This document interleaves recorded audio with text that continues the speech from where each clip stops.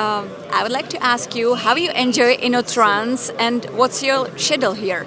Well, first of all, my first time at InnoTrans, so I am discovering this is a big event, and it hasn't been held for 4 years. So of course people are keen to come back. It's very fitting that my first meeting here is a Ukrainian solidarity breakfast, because really we need to mark Ukraine's struggle and its entry into the European rail family. So that is my first point. But I will also, of course, be meeting with the rail supply industry. We'll be talking about the legislation that the European Commission is preparing to make railways more efficient. So I look forward to 2 very full days. What do you think are the most important next steps in the field of railway cooperation between Ukraine and European Union? Well, first of all, the first emergency was getting people to safety. And there, Ukrainian Railways, together with European Railways, who stood up and volunteered, have secured 4 million people crossing the borders into the European Union and now under temporary protection. This is an amazing achievement. But of course, immediately, once that was done, it was about securing Ukraine's grain exports, not just to Europe, not just for the benefit of revenues for the Ukrainian economy, but also because this is the second largest exporter to the world market, so global famine was at risk a couple of months ago. This has now, we think, been effectively addressed. And it's a miracle, really, because Ukraine's grain exports always went across the Black Sea. And those ports, of course, due to the Russian aggression, were blocked. Now they are open, but we don't know how much we can trust the Russians on this. And therefore, the European Union, together with Ukraine, has put in place the solidarity lanes. And the volume of grain has doubled since April to August.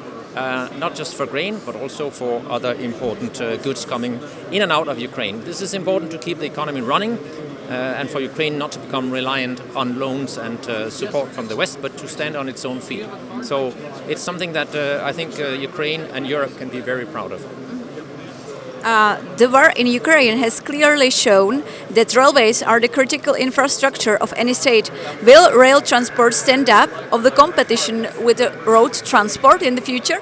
Yes, I think so. And Ukraine is a rail superpower. If you look at the network, if you look at their capacity and the role that Ukrainian railways play already in the Ukrainian economy, rail freight, the share in Ukraine is 60%. In Europe, rail freight is 80% of the modal share. 18 compared to 60%. It shows that Ukraine is actually ahead of us in terms of moving goods by rail. So I hope Ukraine will accede to the European Union as soon as possible and help us lift the average. And clearly we are redrawing the maps. When we look at the European TEN-T network, the Trans-European network, after the 24th of February, we looked at those maps and then we changed them and drew new lines supporting and connecting Ukraine to Europe. We have the gauge change, we have lots of work ahead of us, but we feel we have in Ukraine partners who are really committed to integrating into the European railway system. Digital automatic coupling is a big topic.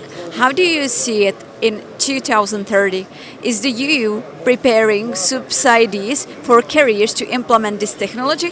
Well, first of all, digital automatic couplings, we should have had them decades ago.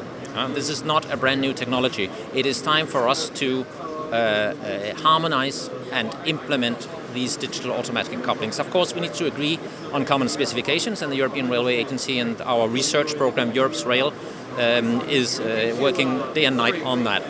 So we hope to have those next year, and then there is really no excuse. We all collectively have to roll them out. But we predict this will be a huge boost in the efficiency of European rail freight. And again, let's remind ourselves, rail in terms of freight transport is stagnating compared to road. I cover both road and rail, so I am sort of trying to stay neutral. But of course, for the climate, we need to see a shift to rail. And the digital automatic couplings is certainly absolutely critical in order to do this. We will support with funding, yes, for research, for making the business case. But it is something where the member states will have to invest themselves, the infrastructure managers and the operators, in what will be a boost to their own competitiveness. So they should not wait for EU funding to go ahead and prepare that.